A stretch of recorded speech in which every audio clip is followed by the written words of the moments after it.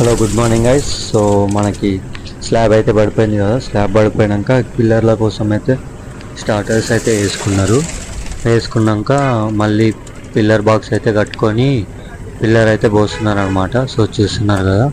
And pillar అయిపోయాక మనకి మెట్ల కోసం గోడ అయితే పెట్టుకుంటారు.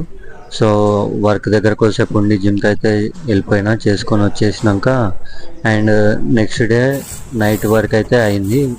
అదేంది బ్రిక్ వాల్, ఇంకా మనకి నీళ్లు నిలవడానికి కట్టెలు అయితే కట్టుకున్నారు. సో ఇవాళ అయితే నైట్ 7:30, 8 అట్లా అయింది.